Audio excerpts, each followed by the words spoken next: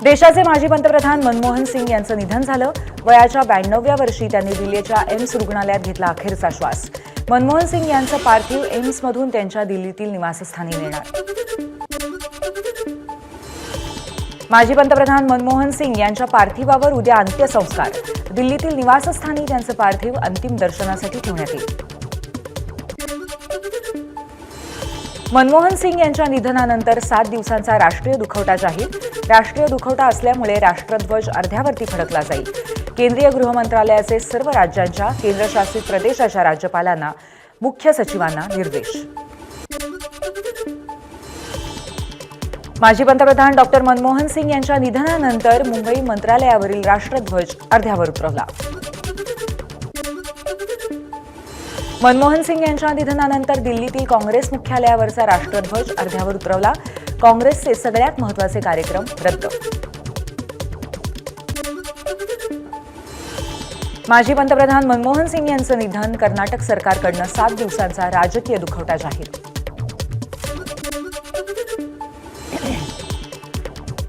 बेळगावमध्ये असलेले सर्व काँग्रेस नेते दिल्लीत परतले. काँग्रेसचे आज होणारे सर्व कार्यक्रमही रद्द.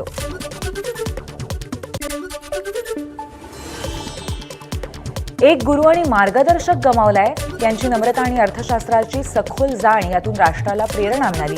राहुल गांधींकरनं दुःख व्यक्त. भारताने एक दूरदर्शी राजकारणी, अभेद्य नेता आणि अतुलनीय उंचीचा अर्थतज्ञ गमावला. राष्ट्र निर्मितीतील त्यांचं अतुलनीय योगदान इतिहासात कायमच कोरलं जाईल. मल्लिकार्जुन खरगेंकडनं शोक व्यक्त.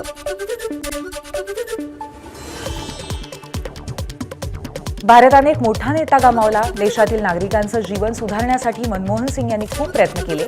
मनमोहन सिंग यांच्या निधनाने दुःख झालं. पंतप्रधान मोदींकडनं शोक व्यक्त. देशाने एक महान अभ्यासक, अर्थतज्ञ आणि राजकारणी गमावला.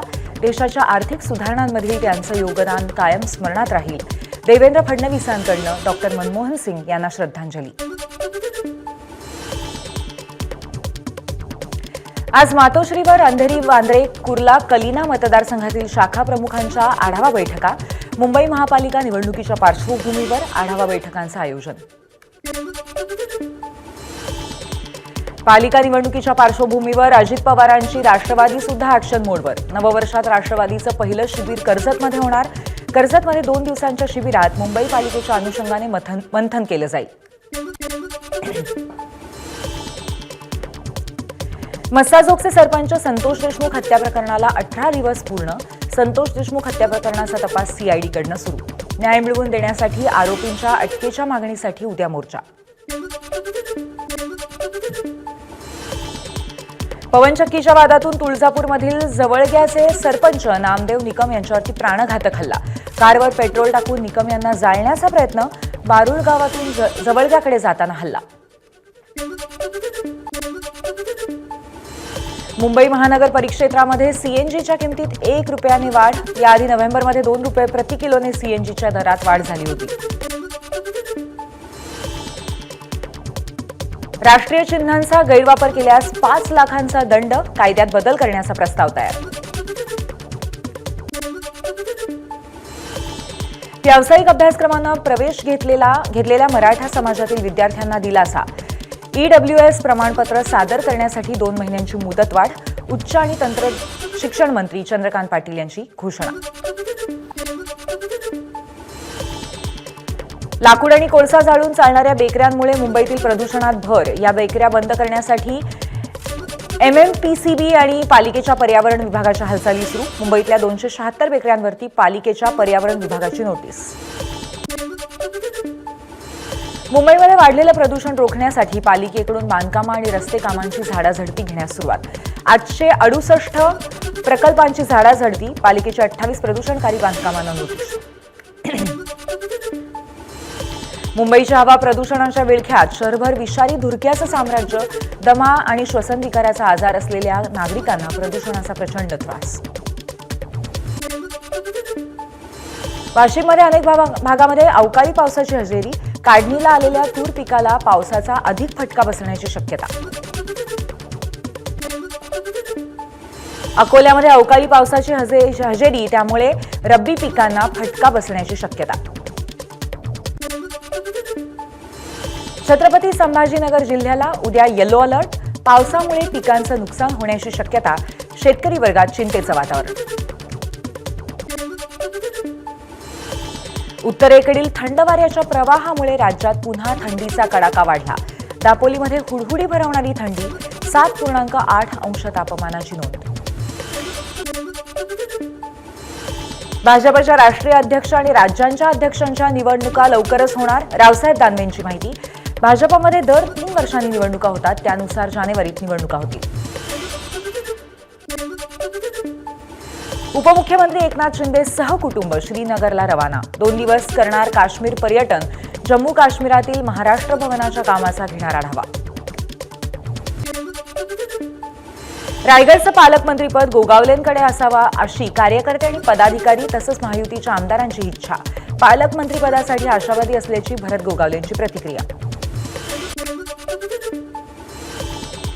कल्याणमध्ये अल्पवयीन मुलीवरती अत्याचार करून हत्या या घटनेचा निषेध करण्यासाठी कल्याण पूर्वेतील नागरिकांकडून कॅन्डल मार्च. अंजली दमानियांची धनंजय मुंडेवर पुन्हा एकदा टीका. धनंजय मुंडेंच्या हातात पिस्तूल असलेला फोटो आणि रील्स केल्या पोस्ट. ताबडतोब बीडमधील सर्व शस्त्र परवान्यांवरची चौकशी लावा, दमानिया यांची मागणी. हवेमध्ये गोळीबार करून व्हिडिओ काढणाऱ्या कैलास फडला परळी पोलिसांनी केली अटक. अंजली दमानियांनी व्हिडिओ पोस्ट केल्यानंतर पोलिसांची कारवाई. कैलास फडला 1 दिवसाची पोलीस कोठडी. पुण्यातील सतीश वाघ हत्या प्रकरण. आरोपी मोहिनी वाघला 30 डिसेंबरपर्यंत पोलीस कोठडी. Dharavi redevelopment project private limited करून धारावीमध्ये जोरदार बॅनरबाजी. पुनर्विकास प्रकल्पाची माहिती देणारे विविध भाषांमधले फलक लावले. ईएसआय रुग्णालयाला परत मिळाले कोविड वॉर्ड्स. केंद्रीय मंत्री पियुष गोयल यांच्या पाठपुराव्याला यश. रुग्णालयातील खाटांची संख्याही वाढणार. पियुष गोयल यांची माहिती. गोरेगाव आरे कॉलनी परिसरामध्ये 20 नंबर पिकनिक पॉइंटला पार्किंग पॉइंट केल्याचा धक्कादायक प्रकार. आरे प्रशासन आणि आरे सिक्युरिटीचा कामावरती प्रश्नचिन्ह निर्माण. पर्यटक आणि पर्यावरण प्रेमींकडून कारवाई करण्याची आरे प्रशासनाकडे मागणी. अहिल्यानगरच्या नेप्ती उपबाजार समितीत 80,000 कांदा गोण्यांची आवक. त्यामुळे कांद्याचा भाव क्विंटलला 2 ते 3 हजारांपर्यंत उतरला. गुहागरमधील समुद्र किनाऱ्यावरती पोलीस कर्मचारी आणि सीआयएसएफच्या जवानांकडून एनडीआरएफकडून प्रशिक्षण. जवानांना एनडीआरएफकडून प्रशिक्षण. आपत्कालीन परिस्थितीत बचावकार्य करण्यासाठी महसूल विभाग आणि एनडीआरएफचा संयुक्त उपक्रम. वेदनाविरहित वैद्यकीय उपचारासाठी सुईविरहित शॉक सिरिंज. सुई नसलेलं इंजेक्शन मुंबईतील आयआयटी संशोधकांनी केलं विकसित. या शॉक सिरिंजमुळे शरीरात वेदनाविरहित आणि सुरक्षितपणे औषध पसरवता येतं. प्रवाशांना विमानात केवळ एकच बॅग नेता येणार. प्रवाशांच्या सामानासंदर्भात नवे नियम जारी. बाकीचे सर्व सामान प्रवाशांना चेकिंग करावं लागणार. बँकिंग फसवणुकीमध्ये 8 पट वाढ. चालू आर्थिक वर्षामध्ये फसवणुकीची 18,461 प्रकरणं नोंद. रिझर्व्ह बँकेचा अहवाल.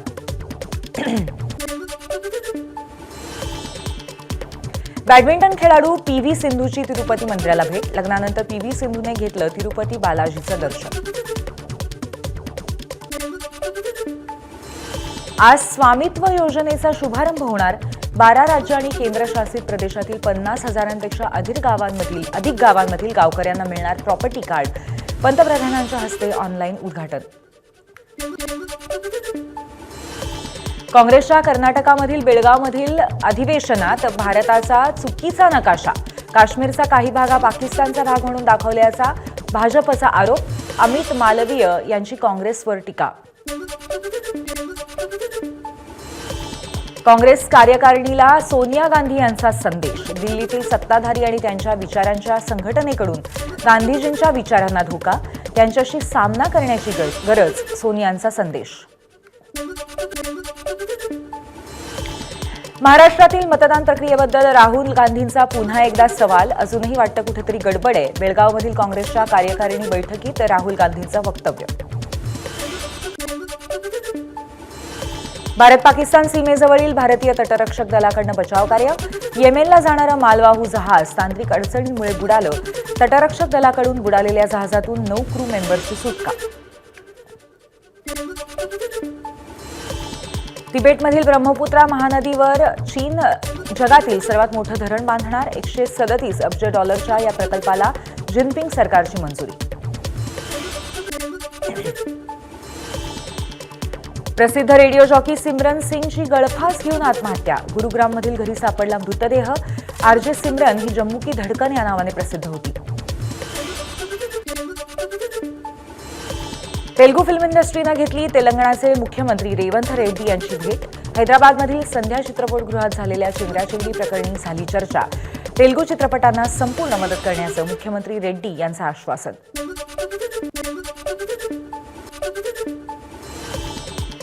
ऑस्ट्रेलिया भारत दरम्यानच्या चौथ्या सामन्यादरम्यान काही खलिस्तानी समर्थकांनी मैदानामध्ये भारतविरोधी घोषणा दिल्या. यावेळी भारतीय चाहत्यांनी तिरंगा उंचावत भारताच्या समर्थनार्थ दिल्या घोषणा. Video viral. South superstar junior Devara देवरा पार्ट 1 जपानमध्येही प्रदर्शित.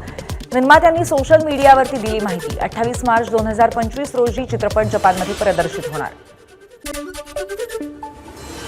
भारताचा मोस्ट वॉन्टेड अतिरेकी जैश ए मोहम्मदचा म्होरक्या मसूद अझहरला आला हृदयविकाराचा झटका. अफगाणिस्तानातून आणण्यात आलं. पाकिस्तानात दहशतवाद्यांना प्रशिक्षण देत असताना आला हृदयविकाराचा झटका. बांगलादेश सचिवालयाला आग लागलेल्या इमारतीत 5 मंत्रालयांची कार्यालयं. 6 तासांनंतर आगीवरती नियंत्रण. मात्र अग्निशमन दलाच्या कर्मचाऱ्याचा मृत्यू. एबीपी माझा, उघडा डोळे बघा नीट.